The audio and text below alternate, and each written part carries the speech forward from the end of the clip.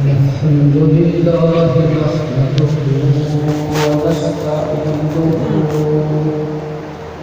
ونستغفره ونؤمن به ونتوكل عليه ونعوذ بالله من شرور أنفسنا ومن سيئات أعمالنا من يهده الله فلا مضل له ومن يضلله فلا هادي له ونشهد أن لا إله إلا الله وحده لا شريك له ونشهد أن سيدنا وسندنا وحبيبنا وحبيب ربنا وطبيبنا وطبيب قلوبنا محمدا عبده ورسوله أما بعد فأعوذ بالله من الشيطان الرجيم بسم الله الرحمن الرحيم ألا إن أولياء الله لا خوف عليهم ولا هم يحزنون الذين آمنوا وكانوا يتقون صدق الله مولانا العظيم وبلغنا رسوله النبي الأمي الكريم صلى اللهم صل على سيدنا ومولانا محمد وعلى آل سيدنا ومولانا محمد وبارك وسلم عليه الصلاة والسلام عليك يا رسول الله وعلى آلك وأصحابك يا حبيب الله. بلدن اسلام مہینہ سفر کا مہینہ ہے. محرم شریف کے بعد اسلامی دوسرا مہینہ سفر کا مہینہ ہے. لکھتے اس مہینے کے متعلق زمانہ جاہلیت یعنی اسلام کو پہلے جب لوگ اس مہینے کے بارے انہوں کا تصور یہ ہے کہ اس مہینے میں بلاواں نازل ہوتی ہوں بھی ہے. توجہ فرمایا میں تھوڑا دو چیز مسئلے یہ بیان کرنے لگا کہ شاید اگر تھوڑا پتہ نہیں ہوگا. لوگوں کا تصور یہ ہے کہ اس مہینے میں بلاواں نازل ہوتی ہیں, اس مہینے میں نحوستہ نازل ہوتی ہیں, لیکن حضور نبی کریم صلی اللہ علیہ وآلہ وسلم نے ارشاد فرمایا لا ادوا ولا سفر ولا حام. یہ عربی حدیث شریف کے الفاظ ہیں. حضرت سیدنا ابو ہریرہ رضی اللہ تعالی عنہ اس حدیث کو روایت کرتے ہیں کہ حضور نبی کریم صلی اللہ علیہ وآلہ وسلم نے ارشاد فرمایا لا ادوا کہ کوئی بیماری متعدی نہیں. ساڑھے نزدیک ہوتا ہے نا, باہر آدھے میں فلانا مریض کو بیٹھا ہے نا کہ اس کو یہ بیماری لگ رہی ہے, اس کو آدھے بیماری کا متعدی ہونا. بعضوں کا اکھنیاں بیماریاں آنی ہیں نا تو لوگوں کے ذہن ہوتا ہے کہ میں فلانے مریض کو بیٹھا نا اکھان کا مریض ہے کہ میں بھی لگ رہا. حضور فرمایا لا ادوا کوئی بیماری ذاتی طور پہ متعدی نہیں. اللہ نہ چاہے تو کسی مریض کی وجہ سے کسی مریض کو بیماری نہ لگ سکے. جس ویلے سرکار نے بیان فرمایا نا کہ کوئی بیماری متعدی نہیں ہوتی. ایک دیہاتی آدمی جس اٹھ رکھے ہوا اٹھ وہ کھڑا ہوا تو اس نے عرض کی تھی یا رسول اللہ صلی اللہ علیہ وسلم میرے اٹھان تے او ریت دے اتے ہرنا دی طرح بج دیا یعنی صحیح و سلامت ہے میرے اٹھ. ایک وچ اٹھ کو آ گیا جس کو خارش بیٹھے تے اس اٹھ دی وجہ تو دوجے اٹھ بھی میرے بیمار ہو گیا خارش پیدا ہو گیا. تے اللہ دے محبوب ارشاد فرمایا اچھا انہاں اٹھاں تو اس اٹھ دی وجہ تو بیماری لگی تے 10 منٹ پہلے اٹھ کو بیماری پیدا تو جب پہلا بیمار اٹھ آیا نا انہاں صحت مند اٹھا بھی تے تو آدھا ان دی وجہ تو انہاں کو بیماری لگ گئی. حضور فرمایا پہلے وہ کس بیماری لائی. یہ مطلب ہے حضور فرما رہے ہیں کوئی بیماری متعدی نہیں ہوتی. اللہ چاہے تو بیماری لگ بھی سکتی ہے, اللہ نہ چاہے تو بیماری لگ بھی سکتی. بیماری خود بخود بندے کو نہیں لگتی. اللہ تعالیٰ کی قدرت ہوتی ہے کہ بعضوں کا تو سبب بھی بڑھ سکتی ہے, لیکن حضور فرمایا لا ادوا اے ایمان کامل ہونا چاہیے کہ میں نے یہ تکلیف پہنچی ہے نا اس بندے کی وجہ تو نہیں پہنچی میں یہ کوئی بیٹھا کہ میں نے بیماری لگ گئی نہیں, اللہ کی قدرت ہے کہ میں نے بیماری لگ گئی. اس واسطے یہ یقین رکھو کہ لا ادوا حضور فرمایا کوئی بیماری متعدی نہیں ہونی, کوئی ان نہیں ہوتا کہ کسی مریض کو بندہ بیٹھا کہ اس کو بیماری لگ گئی, یہ نہیں ہو سکتا. دوسرا میں جس طرح عرض کی کہ لوگوں کا خیال ہے کہ سفر کے مہینے میں مصیبتاں نازل ہوتی ہیں. اللہ نے محبوب فرمایا لا سفر یہ کوئی گل نہیں, یہ کوئی بیماریاں نہیں نازل ہوندیاں. سارے دن اللہ بنائے نے, اللہ تعالیٰ نہیں پیدا کیتے نے. ہاں اگر چاہے کہ کسی اور مہینے میں بھی بیماریاں نازل کر دے, لیکن حضور فرمایا لا سفر کہ جب سفر کے متعلق کسی یہ گمان کرتے ہو نا مہینے میں بیماریاں آنی, حضور فرمایا نہیں کوئی چیز. تیسرا حضور نے فرمایا بھئی اس ساڑھے کو سمجھے ہوتا ہے الو ہوتا ہے نا, الو ایک جانور ہے پرندہ ہے الو, وہ بھئی کسی روح کے بہ گیا تو نحوست آ کر. حضور فرمایا لا ہاما اے الو دی نحوست کی کوئی گل نہیں, انجی بندہ اپنے ذہن میں چیزاں بنائی ہوئی ہیں. حضور فرمایا نہ کوئی بیماری متعدی ہوندی نہ اے سفر میں کوئی مصیبت نازل ہونی ہے کہ بندہ ڈرا رہا ہے بالکل. اور حضور فرمایا لا ہاما اور نہ کوئی الو کی مصیبت ہوندی ہے یا یہ کوئی نحوست ہوتی ہے. حضور فرمایا ایک کوئی گل. اس واسطے اپنا عقیدہ درست رکھنا ہے کہ کوئی بیماری کسی کی وجہ تو نہیں لگ سکتی. سفر کے مہینے میں کوئی بیماریاں نازل نہیں ہوتیاں, اللہ چاہے کہ کسی مہینے میں بھی نازل کر سکتا ہے, لیکن یہ تصور کرنا کسی مہینے میں بھی مصیبت نازل ہوتی ہے کہ اس قسم کی اور روایات ملتی ہیں تو اس مہینے میں مصیبت نازل ہوتی ہے. میں پہلے سامنے بخاری شریف کی حدیث پڑھی ہے کہ یہ مقابلے میں کوئی اور حدیث نہیں پیش کی جا سکتا. اس واسطے یہ یقین رکھنا ہے کہ اس مہینے میں کوئی اس قسم کی کام نہیں ہونا, کوئی بیماریاں مصیبتاں نازل نہیں ہونیاں. اس واسطے حضور نے ارشاد فرمایا لا ادوا ولا سفر ولا ہاما, نہ الو دی نحوست ہوتی ہے. یہ بھی پرندہ ہے اللہ نے پیدا کرتا ہے کہ اپنی حکمت ہے, اس نے اپنی حکمت کے واسطے پیدا کیا. دوسرا اس مہینے کے اندر اسی اہل سنت والجماعت کسی نہ کسی نیک بندے دے نال سارا رشتہ ہوتا ہے, اصل کی بیعت کیتی ہوتی ہے, اصل کے مرید ہوتے ہیں. مرید دا مطلب یہ ہوتا ہے ارادہ کرنے والا. پیر دا مطلب فارسی زبان کا لفظ ہے, پیر ویسے بزرگ نو آتے ہیں, بوڑھا بندہ ہو جائے تو اس کو بھی پیر آتا ہے فارسی, لیکن اتنے اس کا معنی ہوتا ہے مرشد. پیر کا معنی کیا ہوتا ہے مرشد. مرشد کا عربی کا لفظ ہے, اس کا معنی ہے رہنمائی کرنے والا. جیڑا شخص اللہ کی طرف ساری رہنمائی کرتا ہے نا اس کو اسی مرشد کہتے ہیں.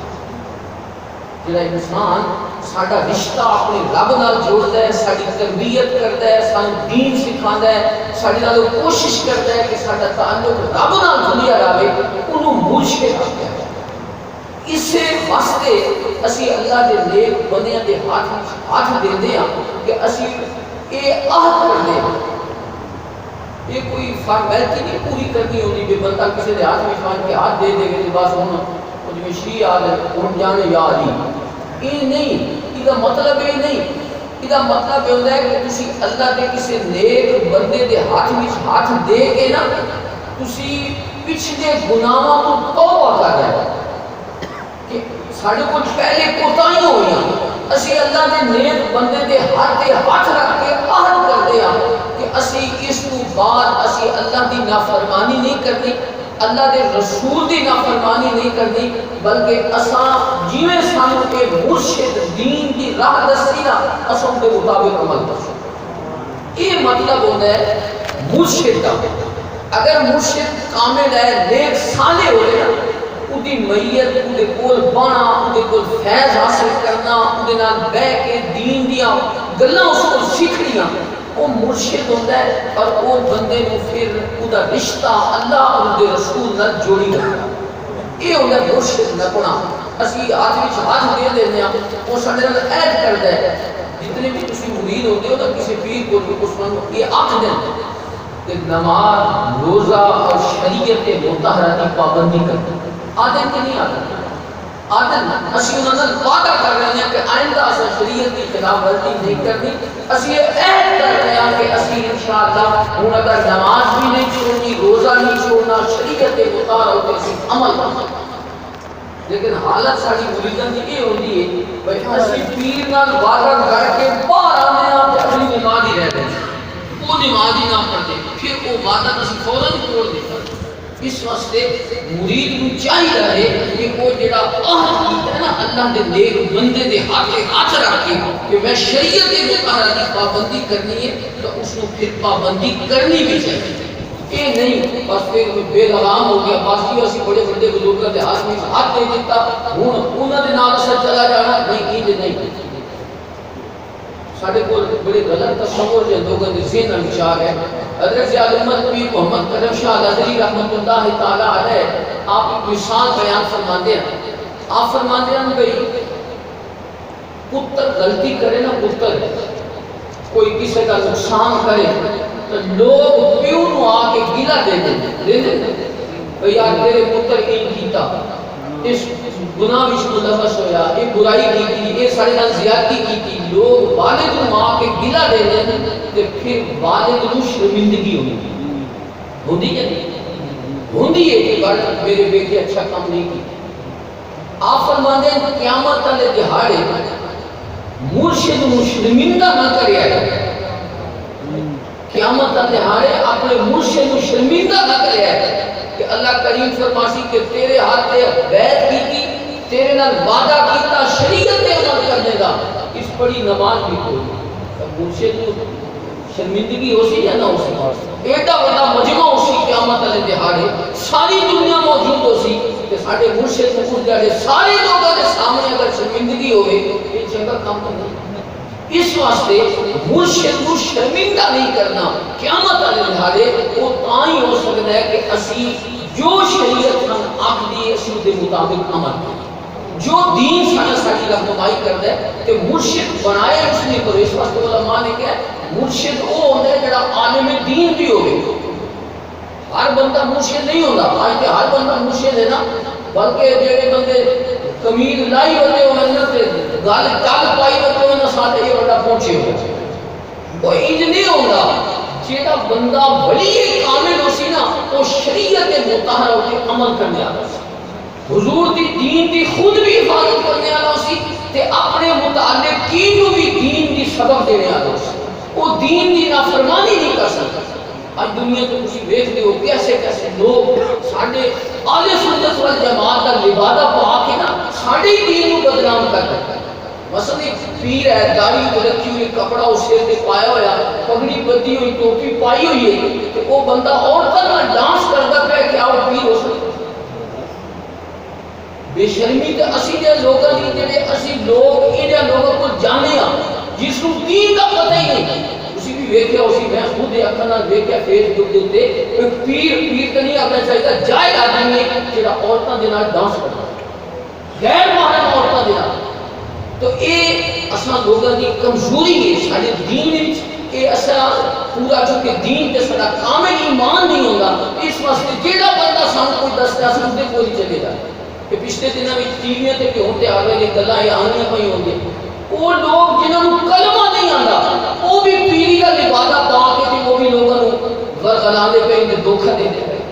وہ ایک بندہ کرکما جڑا ہوندا ہے کما ایڈا پانی لوگاں نوں پلاندا رہیا اس طرح وہ گندا پانی ہے وہ آدھے یہ برکت والا پانی.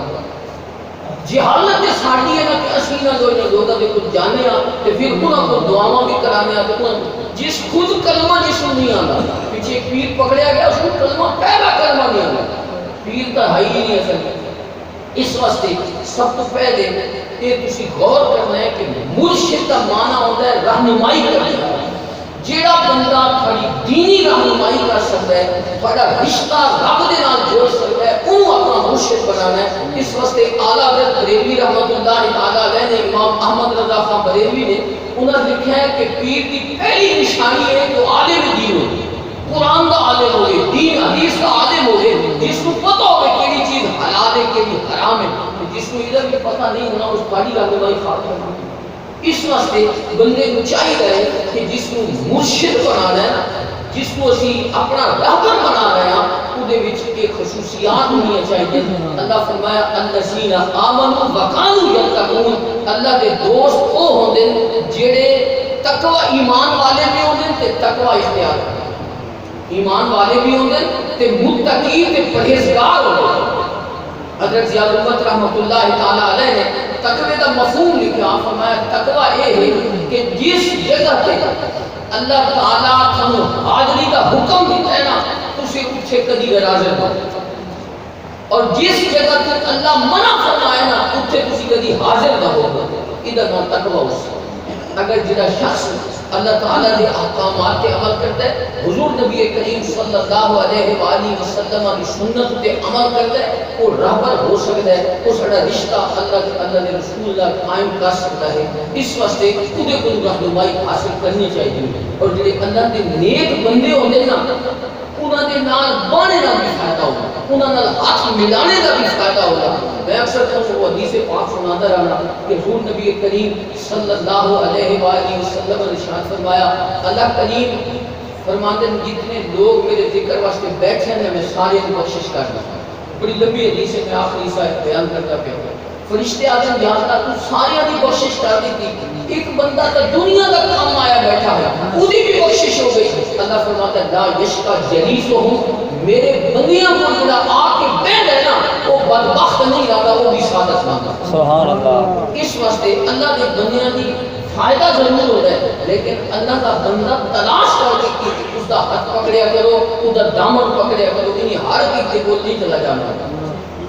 دوسری چیز ہن اس مہینے میں اکثر اولیاء کرام دے عرس اللہ دے نیک بندہ دے عرس ہوندے تو داتا گنج بخش علی حجویری رحمۃ اللہ تعالی علیہ عرس بھی ہوتا ہے اس مہینے سفر کے مہینے میں. اس طرح اور بھی بہت سارے بزرگاں دے آراس جس ویلے اساں بزرگاں دے آراس تے جاندے ہیں اتھے حاضری کا بھی سان طریقہ پتہ ہونا چاہیے کہ اسی اللہ دے نیک بندے دی بارگاہ وچ حاضر ہویا ہے اور کس طرح سے حاضری دینی ہے. اس کا طریقہ علماء نے یہ لکھا ہے کہ تسی قدمہ والی سائڈ تو آؤ تے تسی قبلہ شریف دی طرف کھڑے ہو چونکہ میت کو جس وجہ سے رکھ دینا کہ وہ منہ قبلے دی طرف ہے. اس واسطے فاتحہ پڑھنے واسطے تسی اس قبلے والی دیوار کے پاس آؤ اتنے کھڑے ہو گئے. بعض علماء نے تے قبراں نوں بوسے دینے سے منع کیتا لیکن اکثر صوفیاء چکے اس کو جائز قرار دیتے تسی جاؤ تے اس قسم کے حاضری نہ دیو کہ لوگ سمجھیں کہ سجدہ کر جائے.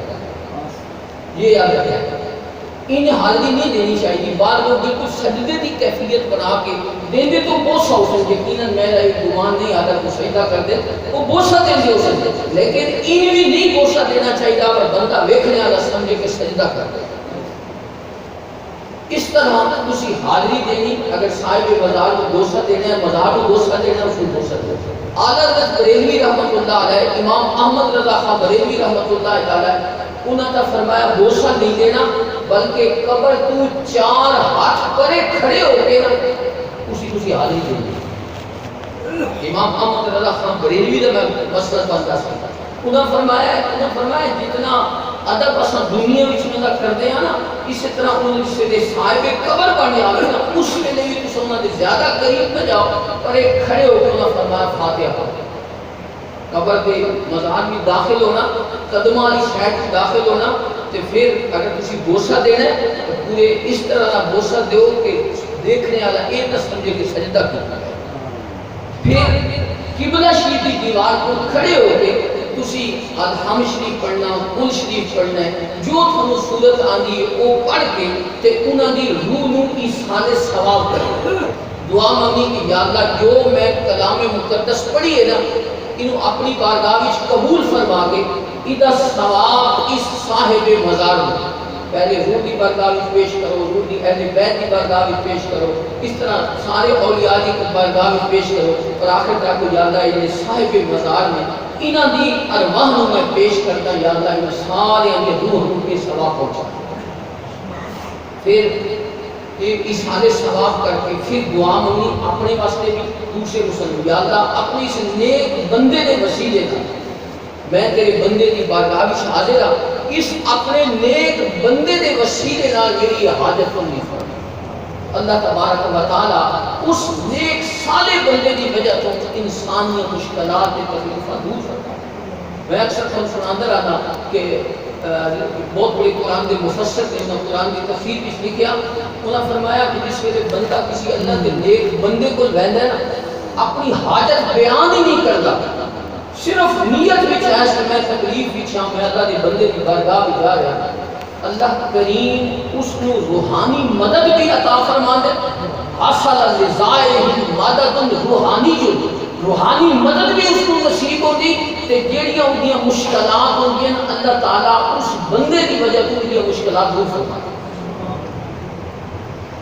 پھر بعد میں جب تسی ویکھتے ہو سو لوگ مزارات کا طواف کرتے, لوگ مزارات کا طواف کرتے, یہ شریعت مطالعہ وچ منع ہے, علماء نے منع کیا.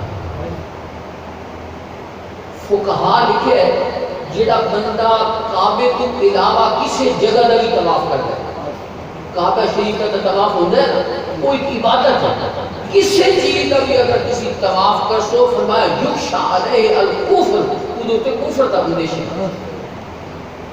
اسی طرح سجدہ بھی نہیں کرنا, میں بار بار تم گزارش کرتا پیا سجدہ نہیں کرنا کیونکہ سجدہ صرف اللہ کی ذات واسطے. حضور نے فرمایا اگر سجدہ کسی کو کرنا جائز ہوتا نا کہ میں عورت ہوں آپ اپنی خامن کو سجدہ کرے. مطلب یہ ہے کہ سجدہ کرنا کسی کو جائز ہے, سجدہ اللہ کے علاوہ کسی کو بھی سجدہ کرنا حرام ہے.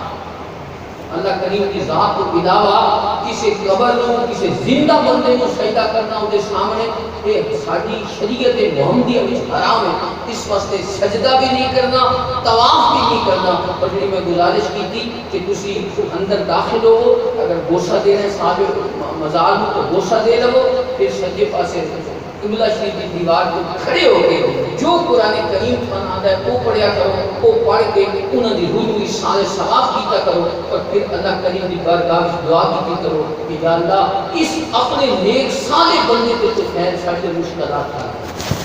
اللہ تعالیٰ سانو ان شرعی مسائل تے عمل کرنے کی توفیق عطا فرمائے. اسی سارے کے بزرگوں کو جانے رہے, اس واسطے یہ گزارش ہے کہ ان چیزوں کا خاص خیال رکھا کرو.